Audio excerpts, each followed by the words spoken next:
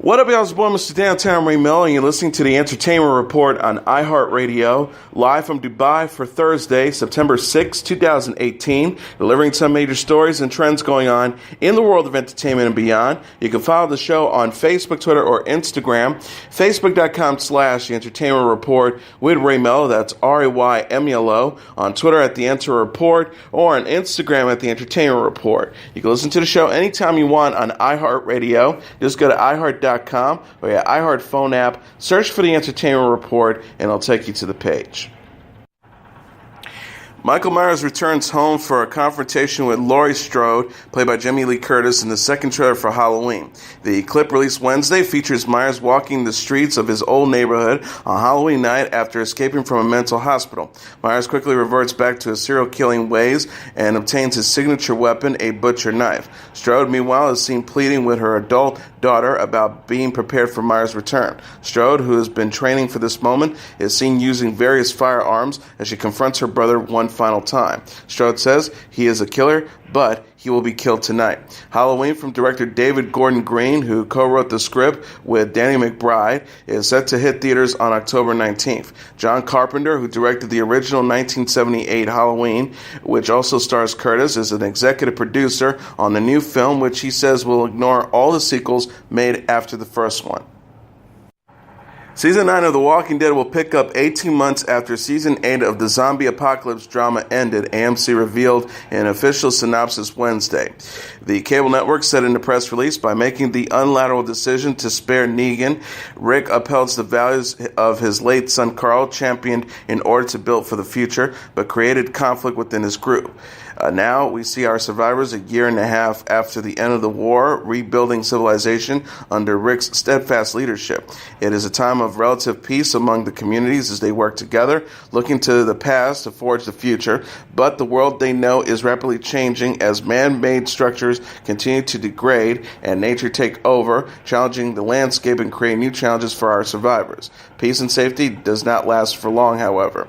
The synopsis tease, as time passes, the communities confront unexpected obstacles, danger, and of course walkers, but nothing quite prepares them for the formidable force that they are about to encounter, which threatens the very idea of civilization that our survivors have worked so hard to build. Andrew Lincoln announced last month that he is leaving his role of the heroic leader Rick, although how he will be written off the show remains a mystery. Carl, played by Chandler Riggs, was killed off in Season 8. The series co-stars Jeffrey Dean Morgan as Rick's foe Negan. Playing Rick's closest friends are Laura Cohen as Maggie, Norma Reedus as Daryl, Nina Guerrera as Michonne, and Melissa McBride as Carol. Season 9 is to begin October 7th. A new trailer for American Horror Story Apocalypse features previous seasons of the anthology series colliding as the world comes to an end. The clip released Tuesday teased Apocalypse's crossover premise between American Horror Story Coven and American Horror Story Murder House. Familiar faces from both seasons are briefly seen, including Coven's Sarah Paulson and Emma Roberts, along with Murder House's creepy Rubber Man and Dylan McDermott. The teaser also includes stars Leslie Grossman, Evan Peters, and Joan Collins on a plane that's about to crash. Robert says, "I bet you thought you'd seen the last of me." Apocalypse is set to premiere on FX on September 12th. The crossover will also star Connie Britton and Cody Fern as an adult Michael from Murder House, along with Lily Rabb, Francis Conroy, Gabriani Sidibe, Stevie Nicks, and Tazia Farmiga from Coven. They will be joined by Kathy Bates, Jessica Lange, Cheyenne Jackson, Billy Eichner, Leslie Grossman, and Billy Lord. NBC has ordered a new Law & Order spinoff from series creator Dick Wolf, subtitled Hate Crimes. Hate Crimes, which was co-created by Law & Order SView showrunner Roran Leigh, will be based on New York's real-life hate crimes task force, which fights against discrimination of any kind. The task force is the second oldest bias-based unit in the United States. Hate Crimes will be first introduced in the upcoming 20th season of SView before its spinoff into its own 13 episodes. Wolf said in a statement, with all my crime shows, I wanted to pick what's really going on in our cities and shine a light on the wide-ranging victims and show that justice can prevail. He continued by saying 20 years ago when SView began, very few people felt comfortable coming forward and reporting these crimes. But when you bring the stories into people's living rooms with characters as empathetic as Olivia Benson, a real dialogue can begin. That's what I hope we can do with this new show in a world where hate crimes have reached an egregious level. Hate Crimes will be the 7th series within the Law & Order franchise. Only SView remains on the air. Dancing with the Stars pro Val Chermaninsky will partner with Nancy McKeon in season 27. The 32-year-old professional dancer and 52-year-old actress announced the news on Wednesday's episode of Good Morning America. McKeon said, "We have to say thank you to Ginger for loaning me her amazing partner," referencing to GMA meteorologist Ginger Z, who was paired with Chermaninsky in season 22. She added of Chermaninsky, "He is awesome. He is the most amazing partner, more patience than anybody I know, and I'm so lucky." McKeon was known for playing Joe on The Facts of Life, which had a 9-season run on NBC from 1979 to 1988. Chermaninsky was born in 1986. McKeon says he never watched it. Urkel was his man, referencing to the ABC-CBS sitcom Family Matters, which broadcast from 1989 to 1998. The BBC announced that Season 11 of Doctor Who starring Jodie Whittaker in the lead role will premiere on October 7th. The network made the announcement Wednesday on Twitter alongside a short teaser clip that featured a spinning logo for the sci-fi series. BBC says it's about time. # Doctor Who. Release dates varied by country. Check your local listings. Whittaker will be the first female incarnation of Doctor Who as she replaces Peter Capaldi, who portrayed the 12th version of the titular Time Lord. Season 11, in addition to Whittaker, also has a new showrunner in Chris Chibnall, who is stepping in for Peter Moffat. Whittaker will be joined by new companions portrayed by Bradley Walsh, Tulsin Cole, and Mandip Gill. A teaser trailer released in July during San Diego's Comic-Con features Whittaker speaking with her new friends. She says, "New faces, new worlds, new times. So if I ask really, really nicely, would you be my new friends? Right, this is going to be fun." Netflix announced Wednesday that it has ordered a 3rd season of the political drama Designated Survivor. The streaming service tweeted, "Netflix has picked up #Designated Survivor for a 10-episode 3rd season that will launch in 2019 and revolve around President Kirkman's campaign for re-election." Kiefer Sutherland plays Kirkman, the fictional Secretary of Housing and Urban Development, who becomes President of the United States when a terrorist attacks Washington, D.C. during the State of the Union address, killing everyone ahead of him in the line of succession. ABC announced in May it wasn't bringing the show back for a 3rd season. Season 2 co-star Kyle Penn, Adnan Kanto, Natalia Ricci, Maggie Q, Kim Raver, Michael J. Fox, and Breckin Meyer. Penn tweeted after the renewal news broke, "I'm so excited that we can finally talk about this. Season 3, baby. Thank you for all the fans. We love you guys." Penn added, "My mom is going to be so relieved that I have a job for another few months." Sharon Osbourne says she's very, very sad about Jack Osbourne's impending divorce. The 65-year-old television personality spoke out on Tuesday's episode of The Howard Stern Show following Jack's separation from wife Lisa Steadley after more than 5 years of marriage. Sharon told host Howard Stern, "I'm sad. I'm very, very sad. She's a good girl, and the thing is, it just didn't work. They love each other. They can't live with each other." Steadley filed for divorce from Jack in May, just 3 months after welcoming her 3rd child, daughter Minnie Theodora, with the 32-year-old television personality. The pair confirmed their split in a joint statement on Instagram. The pair said, "So, first and foremost, we absolutely still love each other. Our family is the most important thing in our lives, and we tried everything we could for many years to make it work." They added, "What's best for our family right now is that we separate lovingly and remain best friends who are committed to raising our children together. We had 7 beautiful years of being a couple." Jack and Stelly are parents to Minnie and 2 other daughters, 3-year-old Andy and 6-year-old Pearl. Jack is the son of Sharon and Black Sabbath frontman Ozzy Osbourne, and brother to Kelly Osbourne and Amy Osbourne. Nick Jonas and Priyanka Chopra stepped out with the singer's brother Joe Jonas and his fiancée Sophie Turner Thursday in New York. The 25-year-old singer and 36-year-old actress had joined a double date with Joe and Turner at the U.S. Open Tennis Championship at the USTA Billie Jean King National Tennis Center. Nick and Chopra were all smiles as they cozied up and watched the matches. The couple were also accompanied by the Quantico star's mother, Madhu Chopra. Chopra captioned a pair of group photos with Joe, Turner, and her mom on Instagram. It is a fam jam at the hashtag Us Open or US Open, at Nick Jonas, at Sophie T, at Joe Jonas, at Matula Mulata. Nick and Chopra got engaged in August, a few months after dating. Joe and Turner welcomed the actress to the family in sweet posts after the news broke. Joe wrote, "I couldn't be happier for my brother. Welcome to the family at Priyanka Chopra. We love you." Turner added, "Wow, first I'm blessed with an incredible future brother-in-law and now such a beautiful inside and out future sister-in-law. I'm so excited to welcome you into the family at Priyanka Chopra." Joe and Turner got engaged in October. Turner, who plays Sansa Stark on the HBO series Game of Thrones, said in the May issue of Marie Claire that she's excited to marry but remains focused on her career. Kevin Bacon and Kyra Sedgwick expressed their love with the duet of their 30th anniversary. The 60-year-old actor and 53-year-old actress performed a sweet version of the Bee Gees song To Love Somebody on their wedding anniversary Tuesday. Bacon recorded and shared the moment with fans on Instagram. He couldn't help but gush about Sedgwick in the caption. The star wrote, "30 years with this amazing woman. She is the music in my life. Hashtag lucky guy. Hashtag to love somebody. Hashtag Bee Gees. At Kiko Sedgwick." The following alum also posted a photo of Sedgwick against a scenic backdrop. He wrote, hashtag 30 years, I love this person at Kiko Sedgwick.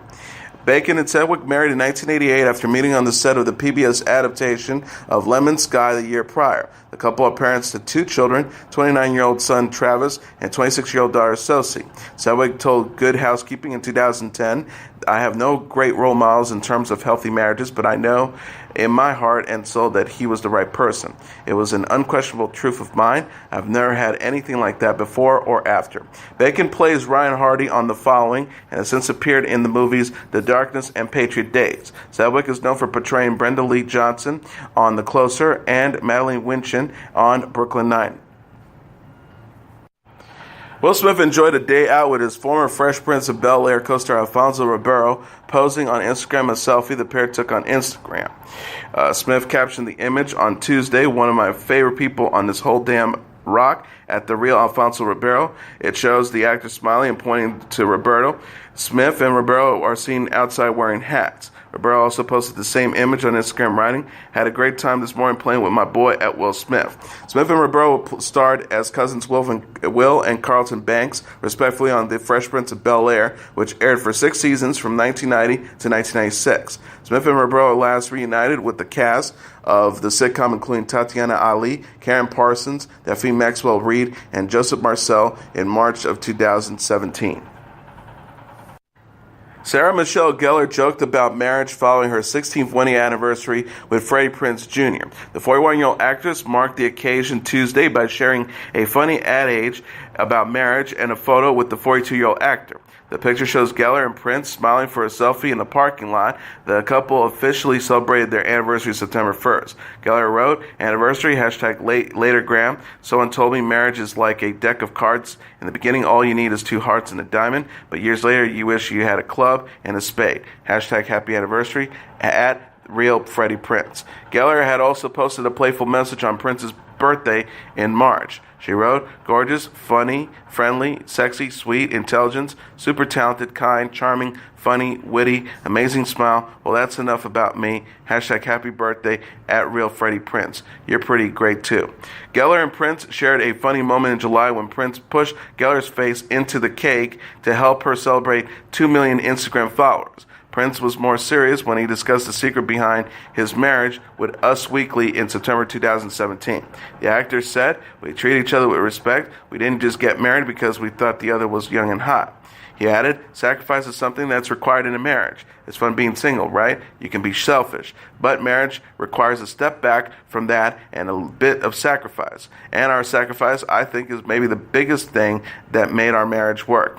Gellar and Prince married in 2002 after meeting on the set of the 1997 movie I Know What You Did Last Summer. The couple have 2 children, 8-year-old daughter Charlotte and 6-year-old son Rocky. Hairspray star Amanda Bynes reunited with one of the film's producers Tuesday. The 32-year-old actress shared a meal with Neil Meron after announcing plans in 2017 to return to acting. Bynes played Penny Lou Pennington in the 2007 big adaptation of Hairspray. She posted a photo of herself with Mira on Twitter. The star wrote, "Me and the incomparable producer of Hairspray, as well as many other amazing things at Neil Merrim." Merrim is also known for Chicago Smash and Jesus Christ Superstar Live, shared the same picture on his own account. He wrote, "What a great #reunion at Amanda Bynes. I was so happy to see you and share a meal." Bynes said in an interview with Holly Scoop in June 2017 that she's 3 years sober and ready to step back into the spotlight. The actress says, "I'm doing great, thank you, really great." She added, "I'm going to start acting again. I want to do TV, maybe a few guest spots on some shows that I'm a fan of, maybe another TV show where I'm the star of it in the future." Bynes had previously kept a low profile following her highly publicized breakdown in 2014. The actress came to fame on the Nickelodeon shows All That and The Amanda Show, and later starred in What a Girl Wants and Easy A. Selena Gomez reached out to longtime friend Demi Lovato following the star's apparent overdose. The 26-year-old singer and actress said in the October issue of Elle that she personally contacted Lovato after the former Disney star was hospitalized in July. She told the magazine, "All I'm saying is I reached out personally. I didn't do a public thing. I didn't want to." Gomez and Lovato co-starred on Barney and Friends as children. Gomez later played Alex Russo on the Disney Channel series Wizards of Waverly Place, while Lovato portrayed Michi Torres in the network's Camp Rock movies. Gomez added, I love her. I've known her since I was 7. So that's what I'll say." Lovato was rushed to the hospital on July 24th after reportedly having a drug overdose at her home. She updated fans in an Instagram post in August saying her struggles with addiction is something she has yet to overcome. The star said, "The love you have all shown me will never be forgotten, and I look forward to the day where I can say I came out of the other side. I will keep fighting." Lovato's mom, Diana de la Garza, had discussed Lovato and Gomez's friendship in an interview with People in March. De la Garza says Demi and Selena love each other and always will love each other. She added, "They started out together. They will always love each other. There's nothing that will ever come between them." Music superstar Janet Jackson is raising her son to be a grounded and respectful person. The 52-year-old singer discussed Elsa, her 20-month-old son, with ex-husband Wissam Almana in the October issue of In Style. Jackson says she hopes to instill certain lessons from her own upbringing in her son. She told the magazine, "The foundation of being grounded and also of a high power, knowing who he is and that we are all equal no matter the race or gender, and that he is to be respectful towards others, but also that others are respectful to him." Jackson gave birth to Elsa in January 2017. She says becoming a mom at the age of 50 has given her a feeling of strength and beauty. The star says, "I feel like I'm being corny here, but it's just being the honest truth. I feel most beautiful when I'm with my son because of the gift that God has given me and that he allowed me to do so at that age." She added, "My baby is so sweet and so healthy, so happy and so full of love." The Made for Now singer says she begins each day with the quiet morning with Elsa. Jackson shared, "My son Elsa wakes me up in the morning around 7:38. I change his diaper.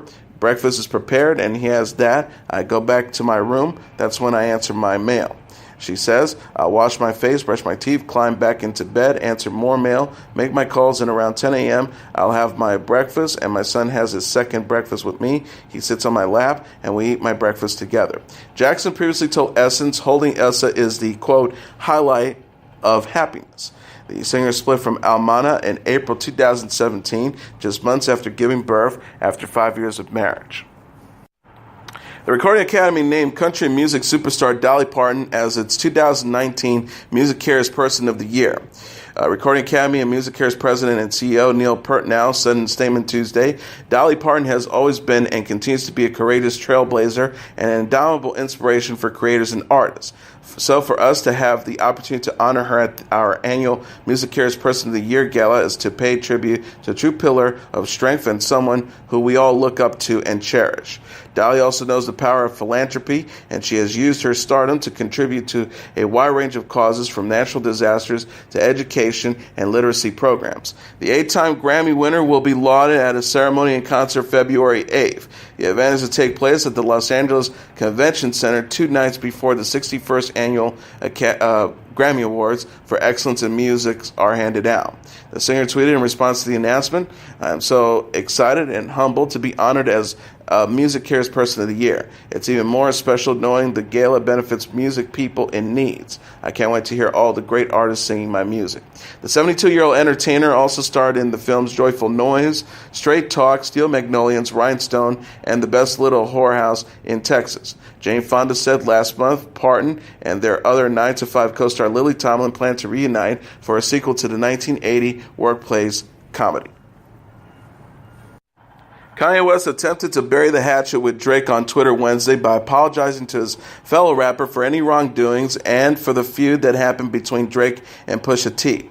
Things became sour between West and Drake during Drake's feud with Pusha T, who is the president of West's Good Music record label. The feud involved multiple diss tracks, including Drake's Doopy Freestyle, which also featured lyrics about West, and Pusha T's The Story of Adidon, which reveals that Drake is a father. West said, alongside a photo taken from Drake's tour, "Sending good energy and love to Drake and family and crew. I haven't seen the show in person, but the images look incredible online. I understand where the confusion started." The apology spawned multiple tweets and touched on how West's good music output, including his album Ye, stepped on the release date of Drake's Scorpion album, and how the pair were working on music together. West continued about the feud between Pusha T and Drake. "Since we were building as friends and brothers, I should have spoken to Pusha about the Quentin Miller bar. There should have been no songs with my involvement that had any negative energy towards you."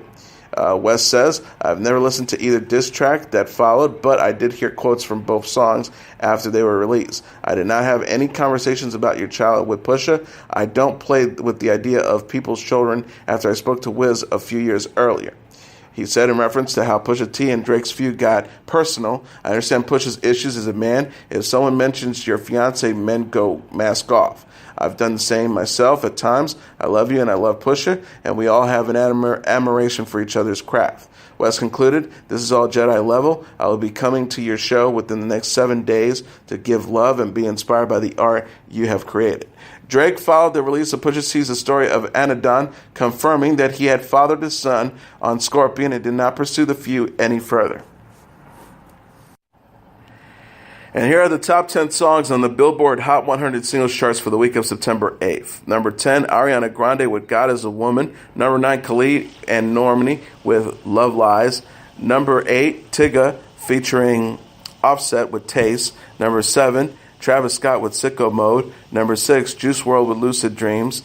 Number 5, 6ix9ine featuring Nicki Minaj with Fifi. Number 4, Post Malone with Better Now. Number 3, Cardi B, Bad Bunny, and J Balvin with I Like It. Number 2, Maroon 5 featuring Cardi B with Girls Like You. And the number 1 song on the Billboard Hot 100 singles charts for the week of September 8th, Drake with In My Feelings.